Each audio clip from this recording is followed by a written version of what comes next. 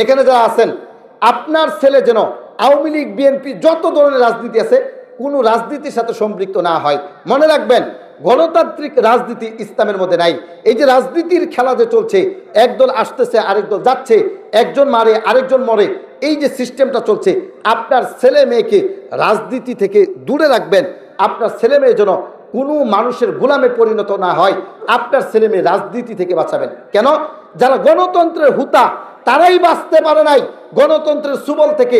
আপনারা জানেন, হাদি, উসমান হাদি নামক একজন ভাই, যিনি বাংলাদেশের কিংবদন্তি, তাকে ওই গণতন্ত্র ছাড় দেয় নাই, তার মাথার উপরে গুলি করেছে।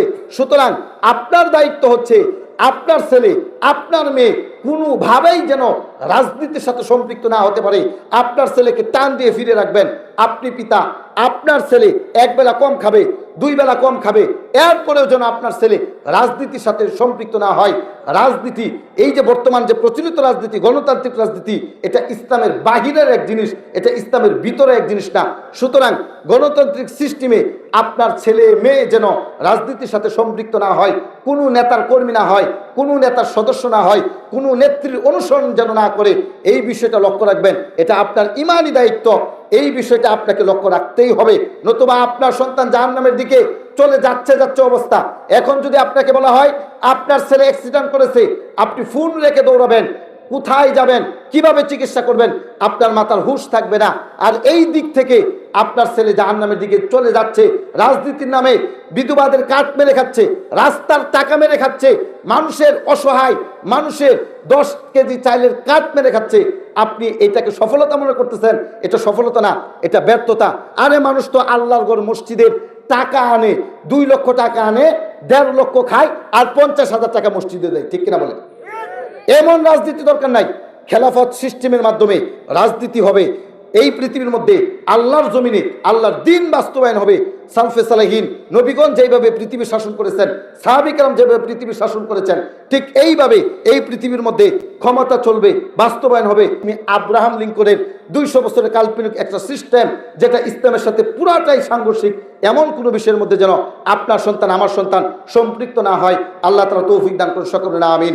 সম্মানিত উপস্থিতি, আমি এখানে বসে থেকে যতটুকু বুঝতে পেরেছি, আমাদের যিনি ভাই আলোচনা করে গেছেন, ওনার আলোচনায় আপনারা মুগ্ধ এবং আপনারা চেয়েছেন যে উনি যেন আরো আলোচনা করে। আমি আসলে এটা বুঝতে পেরেছি। আমিও এখানে 45 মিনিট বসে রয়েছি এখানে এসে। তো আমার সময় অল্প, আমার সুরও নাই। আমাকে যে এখানে নিয়ে আসছেন সোহেব ভাই, কেন নিয়ে আসছেন জানি না, আমার সুরও নাই। আপনারা এতক্ষণ যারা আলোচনা শুনছেন, এটা ঘিয়ের মতো। আমার আলোচনাটা আপনাদের কাছে একেবারে তিতা লাগবে, একেবারেই। কারণ যাকে দেখতে কালো তার চলন বাঁকা। আমি আবার বলি কথাটা, যাকে দেখতে কালো তার চলন বাঁকা, যাকে ভালো লাগে না তার সব দিকে দোষ ধরা যায়। তো আমি আগেই ক্ষমা চেয়ে নিই যে আমার কণ্ঠ নাই। কণ্ঠ বলতে সুর, যেটা বুঝেন, এটা আমার নাই। আমি এখন যেভাবে কথা বলতেছি ঠিক এইভাবেই কথা বলবো, অল্প সময় বলবো ইনশাল্লাহ। অল্প সময়ের ভিতরে আমি আমার আলোচনা সেরে দেবো ইনশাল্লাহ। আমি স্রোতের বিপরীত আলোচনা করি। মানুষ স্বামীর অধিকার নিয়ে আলোচনা করে, আমি স্ত্রীর অধিকার নিয়ে আলোচনা করি। মানুষ পিতামাতার অধিকার নিয়ে আলোচনা করে, আমি সন্তানের অধিকার নিয়ে আলোচনা করি। কারণ ইসলাম একটা পূর্ণাঙ্গ দিন। এটার মধ্যে পিতামাতার যে রকম অধিকার আছে, সন্তানেরও ঠিক এইরকম অধিকার আছে না নাই? আপনি যদি আপনার সন্তানকে মানুষ করতে চান, অবশ্যই সন্তানের যে অধিকারগুলো, সেই অধিকারগুলো আপনাকে পালন করতে হবে।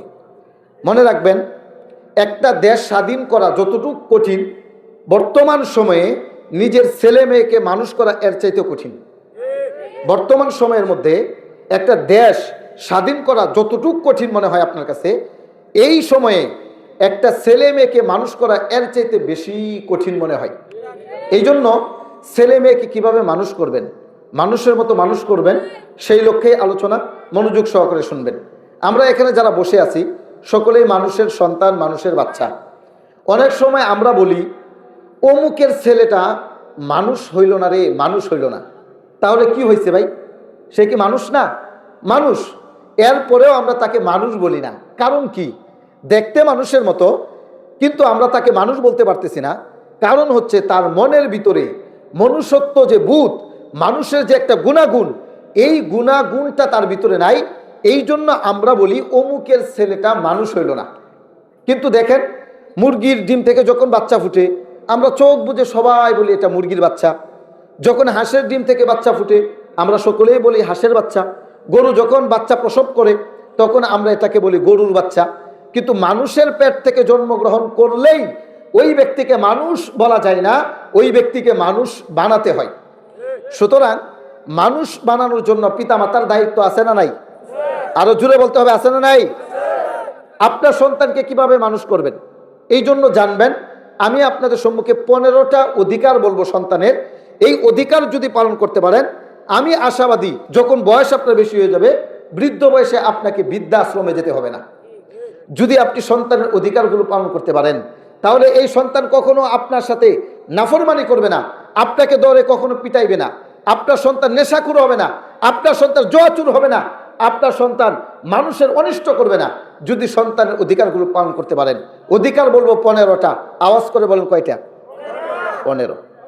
2টা অধিকার সন্তানের এমন আছে, অতি আশ্চর্যের এক কথা, সন্তান পৃথিবীতে এখনো আসেই নাই, পিতার কাছে 2টা অধিকার রাখে।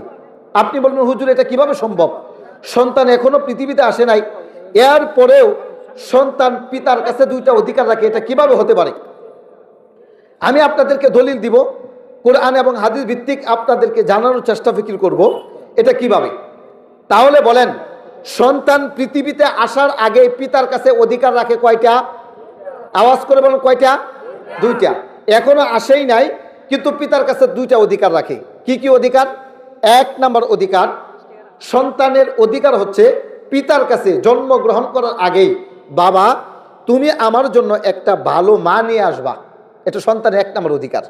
তুমি আমাকে যেই মায়ের পেটে রাখবা ওই মায়ের পেটটা যেন পুত পবিত্র হয়, আমাকে যেই মায়ের গর্ভে রাখবা ওই মা যেন আমাকে পেটে নিয়ে সিনেমা নাটক না দেখে, আমার মা যেন এমন না হয় আমাকে পেটে রেখে পেট পিঠ দেখে রাস্তাঘাটে চলাফেরা না করে, আমার মা যেন এমন না হয় গর্ভধারণ করেছে আমার মা কিন্তু আরেকজনের সাথে অবৈধ সম্পর্কে লিপ্ত আছে, আমার মা যেন এমন না হয়, আমার মা যেন এমন হয় পেটে রাখার পরে যেন সে কোরআন পড়ে, যেন আল্লাহর কাছে তাসবিহ তাহলিল করে।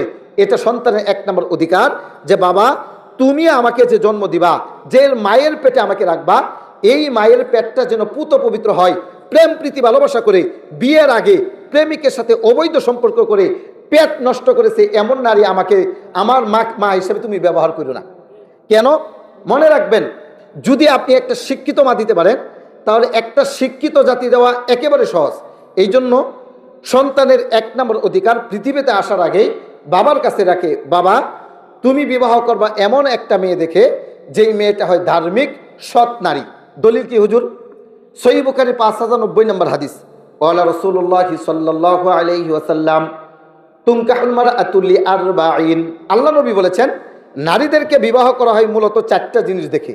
আমার সাথে কথা বলেন কয় জিনিস? লিমা লিহা 1 নম্বর তার টাকা পয়সা, ওলি হাসাবিহা 2 নম্বর তার বংশীয় মর্যাদা, ওলি জামালিহা 3 নম্বর তার সৌন্দর্য তার রূপ, 4 নম্বর ওলি দীনিহা তার ধার্মিকতা। রাসূল বলেন ফাজফার বিজাতি দিন, বিবাহ করার ক্ষেত্রে যুবক ভাই তুমি ধর্মীয় দিকটাকে প্রাধান্য দাও, তারিবাত এদাকা নতুবা তুমি ধ্বংস হয়ে যাইবা। মনে রাখবেন একটা নারীর যদি সৌন্দর্য থাকে তাহলে ভালো, একটা নারীর যদি বংশীয় মর্যাদা থাকে তাহলে ভালো, একটা নারীর যদি টাকা পয়সা থাকে তাহলে ভালো। এই 3 গুণের গুণান্বিত নারী যদি রাসূল বলেছেন ধর্মীয় জ্ঞান না থাকে ওই নারীকে বিবাহ করতে পারবা না। একটা নারীর সৌন্দর্য নাই, টাকা পয়সা নাই, বংশীয় মর্যাদা নাই কিন্তু ধর্মীয় জ্ঞান আছে, রাসূল বলেছেন ওই নারীকে তুমি বিবাহ করো। যদি ধর্মীয় জ্ঞানের নারীকে বিবাহ না করো তাহলে তুমি ধ্বংস হয়ে যাইবা। কিন্তু বাস্তবতা এর উল্টা চলছে। আমরা বিবাহের ক্ষেত্রে নারীর ধর্মীয় জ্ঞানটাকে প্রাধান্য দেই না, আমরা বিবাহের ক্ষেত্রে বংশীয় মর্যাদাকে প্রাধান্য দেই। আটা ময়দা মাইখা যেই নারী সুন্দর হয়েছে ওই নারীকে প্রাধান্য দেই।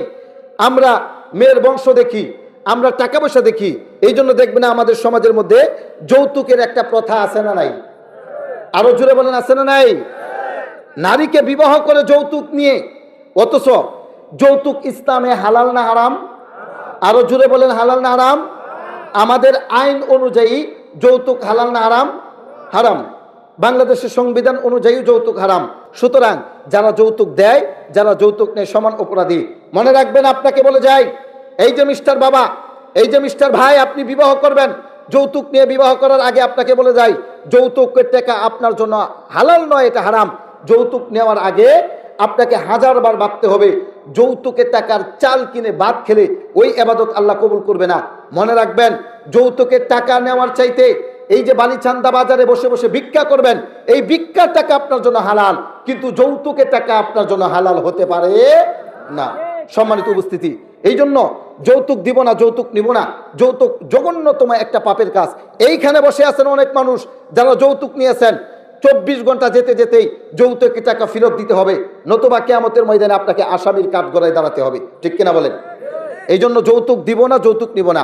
বিবাহ করানোর ক্ষেত্রে অবশ্যই ধর্মীয় জ্ঞানী দেখে একটা নারীকে বিবাহ করে নিয়ে আসবেন। এটা সন্তানের 1 নম্বর অধিকার। 2 নম্বর অধিকার, যখন আপনি ধর্মীয় জ্ঞানের একটা নারীকে বিবাহ করে নিয়ে এসেছেন, এইবার স্বামী স্ত্রী মিলন করবেন, সন্তান আসতে পারে, এই ক্ষেত্রে একটা দোয়া পড়তে হয়, এটা সন্তানের অধিকার। সহিহ বুখারীর 141 নম্বর হাদিস, ওয়ালা রাসূলুল্লাহ সাল্লাল্লাহু আলাইহি ওয়াসাল্লাম, আল্লাহ নবী বলেছেন, হে দুনিয়ার স্বামী এবং স্ত্রী, তোমরা যখন একে অপরের সাথে মিলন করবা, তখন তোমরা পড়বা বিসমিল্লাহি আল্লাহুম্মা জান্নিবিনা শাইতান ওয়া জান্নিবিশ শাইতানা মা রাযাকতানা। বিসমিল্লাহি, হে আল্লাহ, শুরু করছি তোমার নামে। আল্লাহুম্মা, হে আল্লাহ, জান্নিবিনা শাইতানা, আমাদেরকে অর্থাৎ স্বামী স্ত্রীদেরকে তুমি শয়তান থেকে দূরে রাখো। ওয়া জান্নিবিশ শাইতানা মা রাযাকতানা, আমাদেরকে যে সন্তান দিবা সেই সন্তানকেও তুমি শয়তান থেকে দূরে রাখো। রাসূল বলেছেন, এইভাবে দোয়া পড়ে যে স্বামী এবং স্ত্রী মিলন করতে পারবে, আর এই মিলনে যদি আল্লাহ সন্তান দেন, সেই সন্তানকে আল্লাহ তাআলা শয়তান থেকে দূরে রাখবেন। সুবহানাল্লাহ বলে। তাহলে সন্তানের 2 নম্বর অধিকার, পৃথিবীতে আসার আগে বাবার কাছে রাখে দোয়া পড়া। কিন্তু সমস্যা হচ্ছে, হুজুর দোয়া কিভাবে পড়বে? আমাদের সমাজে এমন মুসলমান আছে নামাজের নিয়ম কানুন জানে না, এমন মুসলমান আছে কালিমা ঠিক মতো পড়তে পারে না। আছে না নাই? আছে। কিন্তু এমনটা উচিত নয়। এই যে নবী মুসলিম ভাই বলে গেছেন, কোরআন পড়তে হবে, জানতে হবে। আল্লাহ তাআলা তৌফিক দান করেন সকলে না, আমিন। 3 নম্বর সন্তানের অধিকার, মিলন করেছেন, এবার আল্লাহ তাআলা সন্তান আপনাকে দিয়েছে। সন্তান জন্মগ্রহণ করার সাথে সাথেই কানে আজান দিতে হবে। আওয়াজ করে বলেন, কি দিতে হবে? আজান দিতে হবে। ছেলে হলেও আজান দিতে হয়, মেয়ে হলেও আজান দিতে হয়। অনেকে ছেলে হলে খুশি, মেয়ে হলে মুখ কালা করে। আছে না নাই? আল্লাহ বলেছেন, ওয়াইদা বুশিরা আহাদুহুম বিল উনসা যাল্লা ওয়াজহুহু মুসওয়াদ্দা ওয়া হুয়া কাযীম। অনেক মানুষকে যখন বলা হয় তোমার তো একটা মেয়ে সন্তান হয়েছে, তখন তাদের মুখটাকে কালা করে দেয়। অথচ ছেলে মেয়ে কে দান করেন? আরো জোরে বলেন, ছেলে মেয়ে কে দান করেন? আল্লাহ দান করেন। তাহলে 3 নম্বর অধিকার আজান দেওয়া। আজান দিতে পারেন আপনারা? এই যে এখানে মসজিদ, অনেক সময় যদি ইমাম সাহেব না থাকে, মুয়াজ্জিন সাহেব যদি না থাকে, আজান দেওয়ার কথা যদি বলা হয় অথবা একামত দেওয়ার কথা যদি বলতে হয়, তাহলে একজন আরেকজনকে ঠেলে তুই দে, কয় তুই দে। অথচ জানেন কি একামত দেওয়ার অবস্থা কি জানেন? আজান দেওয়ার অবস্থা কি জানেন? যত দূর পর্যন্ত আজানের আওয়াজ যাবে, এরপরে যত প্রাণী আছে যারাই শুনবে, সমস্ত কিছু কিয়ামতের ময়দানে ওই মুয়াজ্জিনের পক্ষে সাক্ষী হয়ে যাবে। আজানের এত ফজিলত। সন্তান জন্মগ্রহণ করলে আজান দিতে হয়। দলিল কি হুজুর? আমরা একটা হাদিস শুনি, আবু দাউদের 5105 নম্বর হাদিস। উবাইদুল্লাহ ইবনে আবু রাফি তিনি বর্ণনা করেন, আন উবাইদুল্লাহ ইবনে আবু রাফি আন আবিহি ক্বাল রাআইতু রাসূলুল্লাহ সাল্লাল্লাহু আলাইহি ওয়াসাল্লাম আযানা ফি উযুনিল হাসান ইবনে আলী হিনা ওয়ালাতহু ফাতিমাতু বিসসালাতি। উবাইদুল্লাহ ইবনে আবু রাফি তিনি তার পিতা হতে বর্ণনা করেন, তিনি বলছেন, আমি আলীর পুত্র হাসান যখন জন্মগ্রহণ করে তখন আল্লাহর নবীকে আজান দিতে শুনেছি। নামাজে যেই রকম ভাবে আজান দেয় ঠিক এই রকম ভাবে আজান দিতে শুনেছি। তাহলে সন্তান জন্মগ্রহণ করলে আজান দিতে হবে, এটা 3 নম্বর অধিকার। 4 নম্বর অধিকার তাহনিক করা। আমার সাথে বলেন, কি করা? তাহনিক। তাহনিকটা কি? তাহনিক হলো যখন বাচ্চা জন্মগ্রহণ করবে, এই যে আপনাদের মসজিদে ইমাম সাহেব আছেন, এই যে হযরত উলামায়ে কেরাম আছেন, ওনাদের কাছে নিয়ে আসবেন, ওনারা জানে কিভাবে তাহনিক করাতে হয়। তবে শুধু আপনাদেরকে জানিয়ে দেই, একটা খেজুর নেবেন, খেজুরটা চিবিয়ে বাচ্চার মুখে ওই বুজুর্গ ব্যক্তির মুখের লালা সর্বপ্রথম দিবেন, এরপরে চিবানো খেজুরটা এই যে মুখের তালুর মধ্যে লাগিয়ে দিবেন, এটাকে বলা হয় তাহনিক।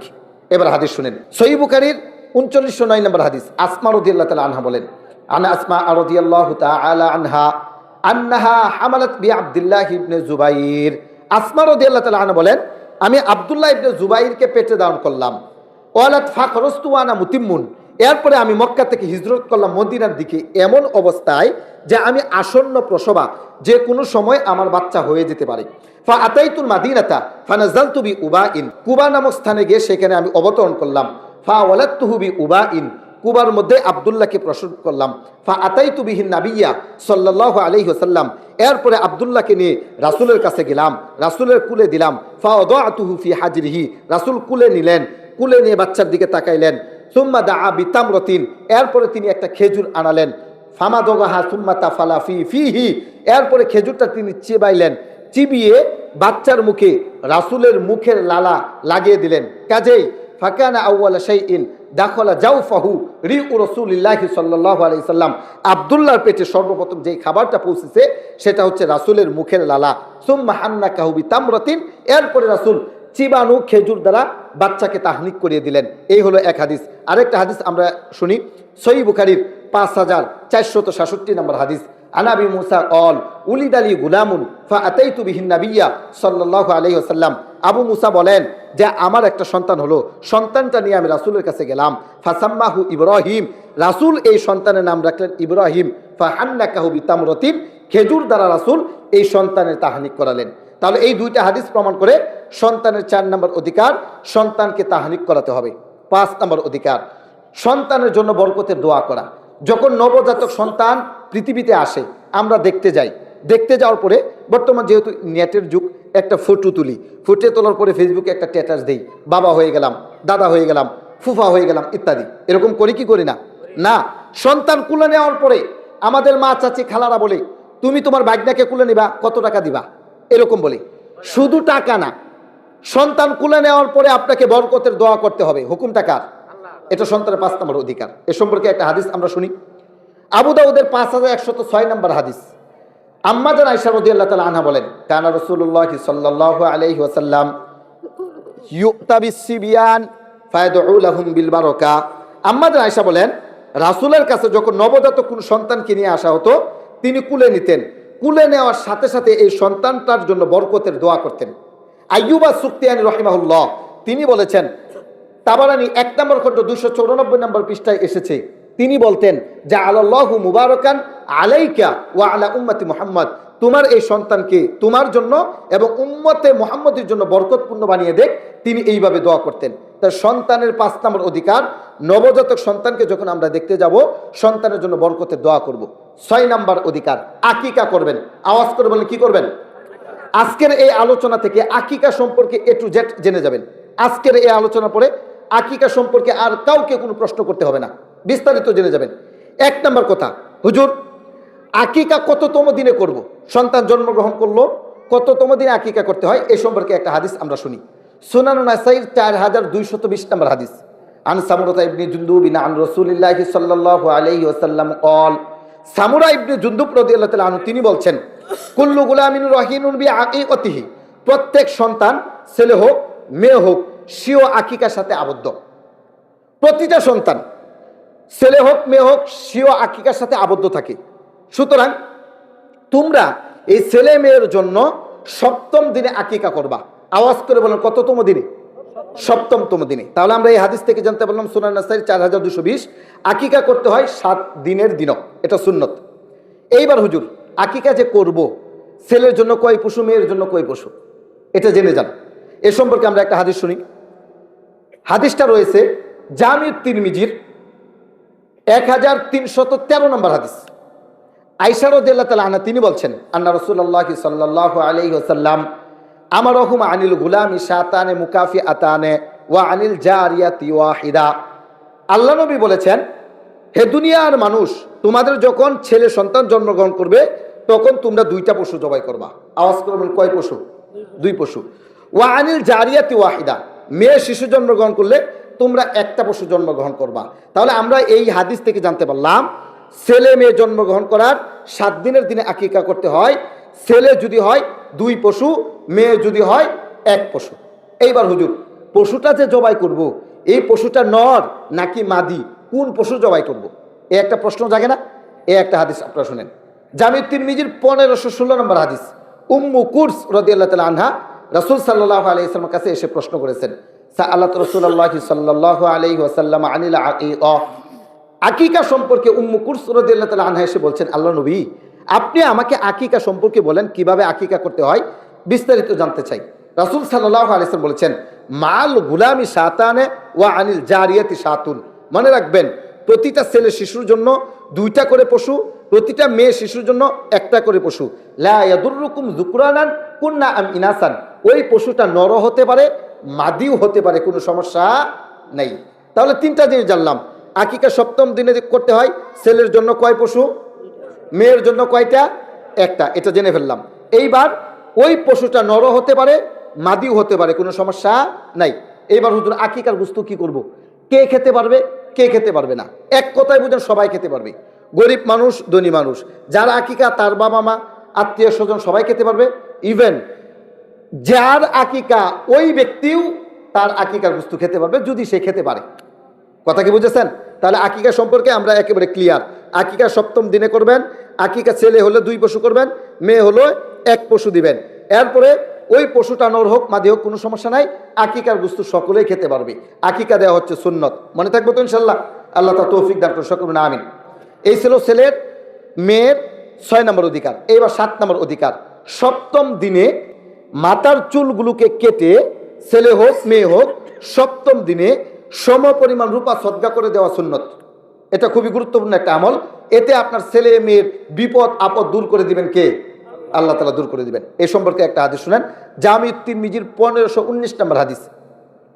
হাসান রাদিয়াল্লাহু তাআলা আনহু যখন জন্মগ্রহণ করেন, তখন ফাতেমা রাদিয়াল্লাহু তাআলা আনহাকে আল্লাহ নবী বলেছেন, ইয়া ফাতেমা ইহলিই রাসা ওয়া তাসাদ্দাকি বিজিনাতি শাআরিহি ফিদ্দাতিন। হে ফাতেমা, তুমি হাসানের মাথার চুলগুলোকে কেটে দাও, সমপরিমাণ রূপা তুমি সদকা করে দাও। তোমার এই ছেলের বিপদ আপদ মুসিবত থেকে রক্ষা করবেন কে? আল্লাহ রক্ষা করে দিবেন। তার সন্তানের 7 নম্বর অধিকার, সন্তানের 7ম দিনে মাথার চুলগুলোকে কেটে সমপরিমাণ রূপা সদকা করবেন। 8 নম্বর অধিকার, সন্তানের জন্য একটা ভালো নাম রাখবেন। এটা পিতা মাতার কাছে সন্তান অধিকার রাখে। আপনার ছেলের নাম যেন আকাশ না হয়, বাতাস না হয়, সল্টু না হয়, বল্টু না হয়। আপনার ছেলের একটা ভালো নাম রাখবেন। এই যে আপনাদের মসজিদ ইমাম সাহেব আছেন সোহেব ভাই, আমার সাথে লেখাপড়া করেছেন উনি, ওনার কাছে যাবেন। আপনাদের এলাকার যিনি আলেম আছেন তার কাছে যাবেন, যে হুজুর আমার একটা ছেলে হয়েছে, কি নাম রাখা যায়? একটা মেয়ে হয়েছে, কি নাম রাখা যায়? সুন্দর একটা নাম রেখে দেন। এটা সন্তানের 8 নম্বর অধিকার। এ সম্পর্কে একটা হাদিস আমরা শুনি। বাইহাকি শুআবুল ঈমানের 11 নম্বর খণ্ড 133 নম্বর পৃষ্ঠায় 2 জন সাহাবী থেকে একটা হাদিস বর্ণনা করা হয়েছে। সাহাবীর নাম আবু সাঈদ খুদরি এবং আব্দুল্লাহ ইবনে আব্বাস রাদিয়াল্লাহু তাআলা আনহুমা থেকে বর্ণিত। রাসূলুল্লাহ সাল্লাল্লাহু আলাইহি সাল্লাম তিনি বলেছেন, তার কাছে তারা গিয়ে বলছে, ওয়ালু ইয়া রাসূলুল্লাহ আলিল ওয়ালাদি আলাইনা হাক্কুন কা হাক্কিনা আলাইহিম। আল্লাহ রাসূল, আমরা তো পিতা মাতার অধিকার জানি, কিন্তু সন্তানের অধিকার কি? সন্তানের অধিকার তো আমরা জানি না। সন্তানের কি কোনো অধিকার আছে? মনে রাখবেন, জন্ম দিতে পারলে বাবা হওয়া যায় না। 10 মাস 9 মাস পেটে ধারণ করলেই মা হওয়া যায় না। আরে বাচ্চা প্রসব করলে যদি মা হয়ে যেত, তাহলে কুকুরও বাচ্চা প্রসব করে, গরু ছাগলও বাচ্চা প্রসব করে। ওই ব্যক্তিকে মা বলে না, ওই ব্যক্তিকে বাবা বলে না। সন্তান জন্মগ্রহণ করার পরে সন্তানের হক আদায় করতে হবে, সন্তানকে মানুষের মতো মানুষ করতে হবে। যারা সন্তানকে মানুষের মতো মানুষ করতে পারে তাদেরকে পিতামাতা বলে। মনে রাখবেন, সন্তানের 8 নম্বর অধিকার, সুন্দর একটা নাম রাখতে হবে। রাসূল সাল্লাল্লাহু আলাইহি সাল্লামের কাছে এসে প্রশ্ন করেছেন, আল্লাহ নবী, আমরা তো পিতামাতা সম্পর্কে জানি, তাদের খেদমত করতে হয়, কিন্তু সন্তানের অধিকার কি? কি কি অধিকার রাখে সন্তান? রাসূল সাল্লাল্লাহু আলাইহি সাল্লাম বলেছেন, সন্তানের অধিকারের জন্য এসেছো, জেনে রেখো সন্তানের অধিকার হচ্ছে আইয়ুহসিনা ইসমাহু। সন্তানের অধিকার, সন্তানের জন্য একটা ভালো নাম রাখবা। কেন? কিয়ামতের ময়দানে প্রতিটা সন্তানকে তার বাবার নাম ধরে ডাক দেওয়া হবে। যেমন আমার নাম বুরহান, আমার বাবার নাম হাবিবুর রহমান, আমাকে ডাক দেওয়া হবে বুরহান বিন হাবিব, ওই হবির ছেলে বুরহান, এভাবে ডাক দেওয়া হবে। সুতরাং আপনার নাম যেন অমুসলিমদের সাথে সাদৃশ্যপূর্ণ না হয়, আপনার নাম যেন মুসলমানের মধ্যে হয়, এমন একটা সুন্দর নাম রাখবেন। এই জন্য হযরত উলামায়ে কেরামের কাছে যাবেন। এটা সন্তানের 8 নম্বর অধিকার। 9 নম্বর অধিকার, সন্তানকে তরবিয়াত শিক্ষা দেবেন। আওয়াজ করে বলেন, কি শিক্ষা দেবেন? তরবিয়ত। দলিল কি? সূরা তাহরিম 66 নম্বর সূরা 6 নম্বর আয়াতের দলিল। আল্লাহ তাআলা বলেন, ইয়া আইয়ুহাল্লাযীনা আমানু, হে ঈমানদারগণ, উ আনফুসাকুম ওয়া আহলিকুম নার, হে ঈমানদারগণ, তোমরা নিজেরা জাহান্নামের আগুন থেকে বাঁচাও, তোমাদের আহাল পরিবারদেরকে জাহান্নামের আগুন থেকে বাঁচাও। আদেশটা কার? আওয়াজ করে বলেন, আদেশটা কার? আপনি পরিবারের কর্তা। আর রিজাল কওয়ামুনা আলান নিসা, আপনি স্বামী, আপনি পরিবারের কর্তা। আপনার সন্তান আপনার কথা শুনতেই হবে। মনে রাখবেন, যেই পিতা জীবিত, ওই পিতার কথা যদি সন্তান না শুনে, ওই পিতা অপদার্থ। এই পিতার জমিনে বেঁচে থাকার অধিকার নাই, মাটির তলে যাওয়া উচিত। সন্তান আপনার কথা শুনবে না মানে সন্তান অবশ্যই আপনার কথা শুনবে। মনে রাখবেন, সন্তানকে আপনি লালন পালন করেন, দেখাশোনা করেন।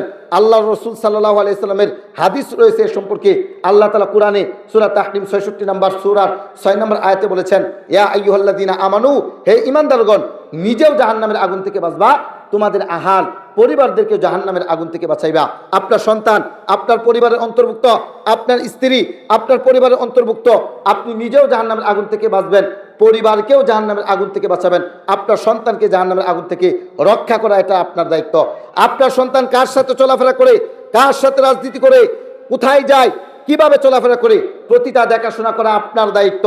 আপনার ছেলে বন্ধু বান্ধবের কারণে এখন ইয়াবাখুর, এখন ফিনসিডিল খুর, এখন রাজনীতির নামে মানুষকে পিটায়, আর আপনি পিতা কিছুই করেন না। মনে রাখবেন, এই জন্য আল্লাহর কাছে আপনাকে জবাব দিতে হবে। আল্লাহ রাসূল সাল্লাল্লাহু আলাইহি সাল্লাম সহিহ বুখারীর 893 নম্বর হাদিসের মধ্যে উল্লেখ করেছেন, কুল্লুকুম রাঈন ওয়া কুল্লুকুম মাসউলুন আন রাঈয়াতিহি, তোমরা প্রতিটা মানুষ দায়িত্বশীল, জিম্মাদার, আর তোমাদের অধীনস্থদের সম্পর্কে তোমাকে জিজ্ঞাসা করা হবে। আপনি আপনার বিবিকে কিভাবে দেখাশোনা করেছেন, সন্তানকে কিভাবে দেখাশোনা করেছেন, প্রতিটার জন্য হিসাব দিতে হবে কার কাছে? আরো জোরে বলেন, কার কাছে? মনে রাখবেন, অভিভাবকের দুর্বলতার কারণে বর্তমানে যুব সমাজ ধ্বংস হয়ে যাচ্ছে।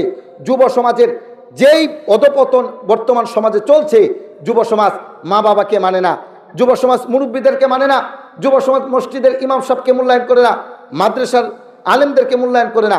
কারণ কি? যুব সমাজের দিকে তার পিতার যে একটা নজরদারি কাঠিন্যতা ছিল, এটা উঠে গেছে। বরঞ্চ এলাকার কোনো মুরব্বী যদি আপনার ছেলেকে শাসন করে, আপনি দোষ গুণ না দেখে ওই ব্যক্তির দিকে তেড়ে যান, খাওয়াই আমি, পড়াই আমি, জন্ম দিছি আমি, আমার ছেলেকে তুই মারলি কেন? ঠিক বললাম না ভুল বললাম? এই দিকটা যেদিন থেকে চালু হয়েছে, সেই দিন থেকে আমাদের যুব সমাজের আদব কায়দা নষ্ট হয়ে গেছে। ঠিক কিনা বলেন? যেই যুব সমাজ মুরব্বীদেরকে দেখার পরে সম্মান করত, সালাম দিত, তাদেরকে দেখে ভয়ে পলায়ন করত, সেই যুব সমাজই এখন প্রেম প্রীতি ভালোবাসা প্রকাশ্যে করে, সেই যুব সমাজে এখন রাস্তাঘাটে ইফটিজিং করে, সেই যুব সমাজে এখন সারাদিন ফোন নিয়ে পড়ে থাকে। এই দিক দিয়ে মসজিদে ইমাম সাহেব যায়, এলাকার মুরব্বী যায়, তাদের কোনো ভ্রুক্ষেপ নাই। নিচের দিকে তাকাইছে তো তাকাইছে, উপরের দিকে তাকিয়ে আর দেখে না। ঠিক কিনা বললাম? সম্মানিত উপস্থিতি, এই জন্য পিতামাতার দায়িত্ব রয়েছে। আপনার ছেলে মেয়েকে মানুষ করতে হবে, সন্তানকে তরবিয়ত শিক্ষা দিতে হবে। অনেক সময় সন্তানের কারণে বাপ মার বদনাম হয়, কি হয় না? বাপ মার বদনাম হয় যে তার বাপ তো ভালো ছিল, কিন্তু সন্তান এমন হইল কেন? এই জন্য সন্তানের 9 নম্বর অধিকার, সন্তানকে তরবিয়ত শিক্ষা দেবেন। উত্তম তরবিয়ত হচ্ছে নামাজের শিক্ষা দেবেন। আওয়াজ করবেন, কিসের শিক্ষা? নামাজের শিক্ষা। একটা হাদিস শুনি আমরা সম্পর্কে। তোমাদের সন্তানের বয়স যখন হয়ে যাবে 7 বছর, তখন তোমরা তাদেরকে নামাজের আদেশ দাও। ওহুম আবনা ও আশি সিনিনা, যখন তোমাদের সন্তানের বয়স হয়ে যাবে 10 বছর, তখন তোমাদের ছেলে মেয়ে যদি নামাজ না পড়ে, তাহলে সেই ছেলে মেয়েকে পিটিয়ে নামাজ পড়া। হুকুমটা কার? আল্লাহ তাআলার হুকুম। সুতরাং আপনার ছেলে মেয়েকে মানুষ করবেন। 15টা অধিকার বলতে চেয়েছিলাম, অনেক কিছু বলার ছিল, হুজুর এসে গেছেন, আর বলবো না, কানে কানে বলেছে, সময় শেষ। এরপরে আপনাদের মসজিদের অবস্থাও করুন, কালেকশনে অনেক সময় চলে গেছে। তা যাই হোক, যেই কথাগুলো বললাম, আপনার ছেলে মেয়েকে মানুষ করবেন। একটা বিষয়, আপনার ছেলে মেয়েকে সবচাইতে বেশি ফিরাবেন বর্তমান সময়ে, স্মার্টফোন থেকে আপনার ছেলে মেয়েকে রক্ষা করবেন। এরপরে বর্তমান সময়ে রাজনীতি থেকে আপনার ছেলে মেয়েকে রক্ষা করবেন। এটা আপনার জন্য জরুরি। এখানে যারা আছেন, আপনার ছেলে যেন আওয়ামী লীগ, বিএনপি, যত ধরনের রাজনীতি আছে, কোনো রাজনীতির সাথে সম্পৃক্ত না হয়। মনে রাখবেন, গণতান্ত্রিক রাজনীতি ইসলামের মধ্যে নাই। এই যে রাজনীতির খেলা যে চলছে, একদল আসতেছে আরেক দল যাচ্ছে, একজন মারে আরেকজন মরে, এই যে সিস্টেমটা চলছে, আপনার ছেলে মেয়েকে রাজনীতি থেকে দূরে রাখবেন। আপনার ছেলে মেয়ে যেন কোনো মানুষের গোলামে পরিণত না হয়, আপনার ছেলে মেয়ে রাজনীতি থেকে বাঁচাবেন। কেন? যারা গণতন্ত্রের হুতা, তারাই বাঁচতে পারে নাই গণতন্ত্রের সুবল থেকে। আপনারা জানেন, হাদি, উসমান হাদি নামক একজন ভাই, যিনি বাংলাদেশে কিংবদন্তি, তাকে ওই গণতন্ত্র ছাড় দেয় নাই, তার মাথার উপরে গুলি করেছে। সুতরাং আপনার দায়িত্ব হচ্ছে, আপনার ছেলে, আপনার মেয়ে কোনোভাবেই যেন রাজনীতির সাথে সম্পৃক্ত না হতে পারে। আপনার ছেলেকে টান দিয়ে ফিরে রাখবেন। আপনি পিতা, আপনার ছেলে এক বেলা কম খাবে, দুই বেলা কম খাবে, এরপরেও যেন আপনার ছেলে রাজনীতির সাথে সম্পৃক্ত না হয়। রাজনীতি, এই যে বর্তমান যে প্রচলিত রাজনীতি, গণতান্ত্রিক রাজনীতি, এটা ইসলামের বাহিরের এক জিনিস, এটা ইসলামের ভিতরে এক জিনিস না। সুতরাং গণতান্ত্রিক সিস্টেমে আপনার ছেলে মেয়ে যেন রাজনীতির সাথে সম্পৃক্ত না হয়, কোনো নেতার কর্মী না হয়, কোনো নেতার সদস্য না হয়, কোনো নেত্রীর অনুসরণ যেন না করে, এই বিষয়টা লক্ষ্য রাখবেন। এটা আপনার ইমানি দায়িত্ব, এই বিষয়টা আপনাকে লক্ষ্য রাখতেই হবে, নতুবা আপনার সন্তান জাহান্নামের দিকে চলে যাচ্ছে অবস্থা। এখন যদি আপনাকে বলা হয় আপনার ছেলে অ্যাক্সিডেন্ট করেছে, আপনি ফোন রেখে দৌড়াবেন, কোথায় যাবেন, কিভাবে চিকিৎসা করবেন, আপনার মাথার হুঁশ থাকবে না। আর এই দিক থেকে আপনার ছেলে জাহান্নামের দিকে চলে যাচ্ছে, রাজনীতির নামে বিধবাদের কাঠ মেরে খাচ্ছে, রাস্তার টাকা মেরে খাচ্ছে, মানুষের অসহায় মানুষের 10 কেজি চাইলের কাঠ মেরে খাচ্ছে। আপনি এটাকে সফলতা মনে করতেছেন? এটা সফলতা না, এটা ব্যর্থতা। আরে মানুষ তো আল্লাহর ঘর মসজিদের টাকা আনে, 2 লক্ষ টাকা আনে, 1.5 লক্ষ খায়, আর 50,000 টাকা মসজিদে দেয়, ঠিক কিনা বলে? এমন রাজনীতি দরকার নাই। খেলাফত সিস্টেমের মাধ্যমে রাজনীতি হবে এই পৃথিবীর মধ্যে, আল্লাহর জমিনে আল্লাহর দ্বীন বাস্তবায়ন হবে। সালফে সালেহিন নবীগণ যেভাবে পৃথিবী শাসন করেছেন, সাহাবী কেরাম যেভাবে পৃথিবী শাসন করেছেন, ঠিক এইভাবে এই পৃথিবীর মধ্যে ক্ষমতা চলবে, বাস্তবায়ন হবে। আব্রাহাম লিঙ্কনের 200 বছরের কাল্পনিক একটা সিস্টেম, যেটা ইসলামের সাথে পুরাটাই সাংঘর্ষিক, এমন কোনো বিষয়ের মধ্যে যেন আপনার সন্তান আমার সন্তান সম্পৃক্ত না হয়। আল্লাহ তাআলা তৌফিক দান করুন, সকলে না আমিন। ওয়া আখিরু দাওয়ানা আলহামদুলিল্লাহি রাব্বিল আলামিন। আসসালামু আলাইকুম ওয়া রাহমাতুল্লাহি ওয়া বারাকাতুহু।